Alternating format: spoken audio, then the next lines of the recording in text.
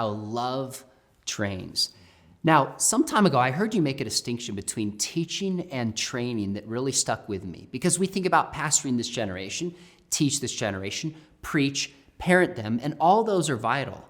When you started to talk about how we're supposed to train rather than teach, and the difference, it's like a light went on for me and has affected the way I try to minister to this generation. Break down. Okay, well, and a lot of it for me was my experience as a first responder, right? Because we're constantly training. And we don't call it teaching. You don't say, hey, next Thursday you got training in the range, or teaching in the range. You got training on the range. And what's the difference? And it turns out the difference between teaching and training, well, teaching is imparting information. And that's important for us to do, right? We all do it. We do it as teachers, we do it as parents, we do it as pastors.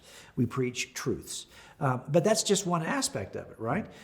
Teaching is kind of the imparting of information, but training is preparing for an established, scheduled challenge. So boxers train. Why do they train? Because they've got a fight set out in 12 weeks and they got to get ready. And by the way, back in the day when I was a kid, these heavyweight fighters, they would get fat in between fights, right? They would take some time off, they gain a few pounds, but then they sign a contract, and now they're training in preparation for the fight. And that's what training is all about. It's I always say it this way, if I can handle every call for service at our agency, everyone who calls in our city who needs police response, if I can handle every one of those calls for service over the phone, I would never train physically, tactically. I would never do any of those things, because if I have no intention of deploying, there's no point in training. Well, the church is kind of like that, right? If we have no intention of deploying, then there's no point in training. But if we do establish a point at which we have to exercise this thing we've been talking about, all of your teaching will take on new meaning. So the paradigm I try to use, the acronym, of course, you always have to have ways of kind of organizing our thoughts, is TRAIN, T-R-A-I-N. The first thing we do is we test. We show young people where their needs are. We show them why we're doing this at all. You want to build passion into young people? Show them why this matters by putting them through some test that exposes their weakness in this area, their theological weakness or otherwise. Okay. Then the next thing we do is we say, okay, we got to really raise and require more. That's the R of students. And we'll talk about this a little bit, even in the next session. But the idea here is that we often think that we want to build big youth groups, and that means really increasing the amount of fun we have, probably the amount of food we have, the kind of food we have, whatever. But the point is, we don't often. Now, meanwhile, at home, we are requiring so much of our kids. We want them to get ready for their SATs. We want them to be, we'll get them tutors if they're weak in a certain topic. We have a high bar for our young people in many areas, even athletically. And then it comes to spiritual issues, and we're kind of like, well, the youth pastor will take care of that. We have a lower bar. And we don't even ask really what's going on in those ministries often. So we have to raise the bar and really expect more of our kids in this area than we have in the past, knowing that they can meet that expectation. The third thing is we have to arm them with something. That's the A, right? We have to really help them to see, what is the world saying about this worldview and about other competing worldviews? What does Christianity teach about this? So it's really about helping them to become biblically literate and also helping them to be able to respond to the objections. We have to arm them with truth. The I, though, is the thing that changes everything. And the I in the model is really involving young people in the battlefield of ideas. It's about, okay, what are we training toward? Because teaching is just teaching unless you have something you're training toward. And now all of a sudden you are training with purpose toward this challenge that is on the calendar. And the question is, well, what's the calendar challenge? And so we had to make, as parents, I found ways to make calendared challenges. As a youth pastor, I made time to make calendared challenges.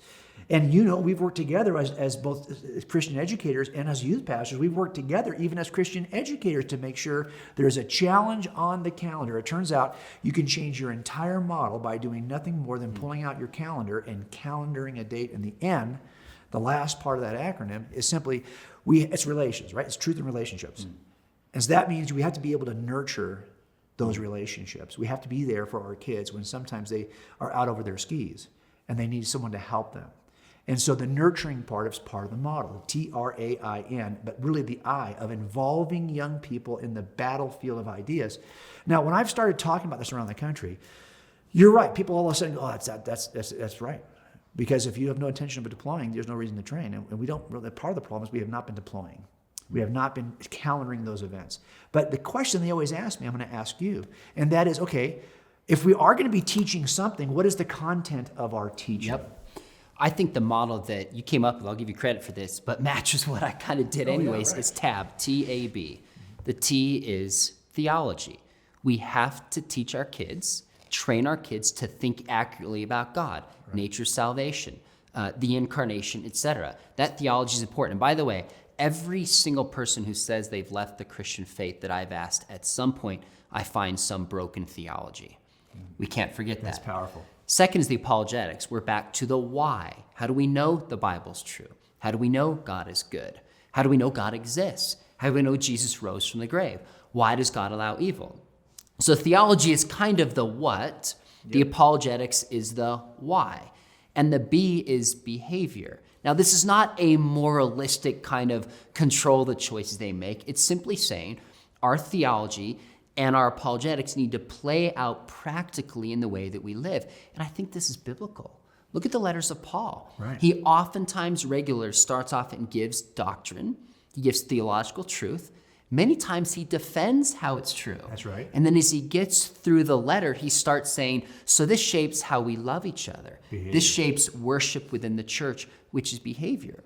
So we make a mistake when it's just behavior, apart from theology and apologetics. And we make a mistake when we say, just know it's true and defend it without it shaping the way that we live. So how do you teach practically or train people to do this? You know, if I'm honest with you, as a youth pastor, I often would have parents who really didn't care if I taught the T or the A. They just wanted the B. Just keep my kids out of drugs and not hang around with the wrong kids, and I'm good to go. But the reality, of course, is these are all interconnected. Now, one thing I say about training, and I learned this as somebody who has to train, we have to constantly qualify in all of the disciplines that we actually work in. We have to qualify with our sidearm every single month, and we have to qualify at a certain level, and it's a tactical qualification. We have to qualify as drivers every single year. We have to pass certain tests on race courses and backing up maneuvers, all these things. Every piece of equipment we use, we have to consistently train with it and pass tests every year. It's about persistence. So I would say the first real strategy of training is that it's not just a one-time thing. It's that you have to shift everything toward this repeated, and that means that I'm not going to be able to teach theology and then come back to it in 5 years. No, theology is part of everything we do. Apologetics is part of every session. Behavior is part of every session. We're constantly repeating these things. And the other thing I think is important in training is, especially with young people, is the idea of risk and adventure. I'm not risk averse. If I tell our students we're going to do something crazy, they're like, really? They're in. They're in. Now, their parents may not be in, okay, but because sometimes I'm like, hey, I'm not going to take any vacation time to do that, right? But the young people, if I say the crazier thing I say, the more they want to do it. And this is true, I think, of all, when we train for driver's training, we train at the top speeds we can push the car. And so you're going to get a chance to go out today and drive at 115 miles an hour. Okay, that's going to be fun, right? But it's risk averse. It's not risk averse. You have to think about it in terms of, am I willing to push my kids past their comfort zone? Not in a way that is careless, but in a way that makes them like, I'm in. I'm passionate about it. If you want to do that crazy thing, if I told them we're going to go jump a cliff into the ocean and take videos, right? They're going to do it with you, right? Well, sometimes when I ask them to take a jump, we're going to talk about that in the next session, the kinds of jumps we're going to ask our kids to take. I love the risk and the persistence that you're talking about. One that I try to do, and we talk about in the chapter and study guide, is just being intentional. This doesn't happen by accident. So I learned not long ago that my father had thought through when we were kids, what are the theological truths I want my kids to learn and understand? I want to train them to be disciples. And then he came up with ways to help train us to learn those. This doesn't happen by accident. So I'll do this with my kids. I've got some little books on theology, sometimes at the dinner table. Not all the time, I'll bring it out and we'll just read it and we'll talk about it before bedtime. I'll do this with some of our former students who've gone to college. I've brought them back to have dinner with our family because they're a step ahead in college and beyond. And I want my students to realize, I'm getting ready for this phase. Yeah, that's right. So what challenges have you experienced? How do you do what's right? How do you build relationships? And they're seeing somebody a step ahead of them. So they're not just imparting information, they're kind of being trained to be a disciple in that next stage. And I think that intentionality can change everything. As a Bible teacher, I was very intentional about the lessons I taught, the scope and sequence, Scope and the sequence. content that we covered. So as youth pastor too. So every important. venue we're in, we got to be persistent, take those risks, but also be very, very intentional. Well, I think you've seen the importance of this train model, and I love it. I think if you go back to the study guide, discuss it, and really think through each one of those letters, it can be a game changer for the way you look at this generation.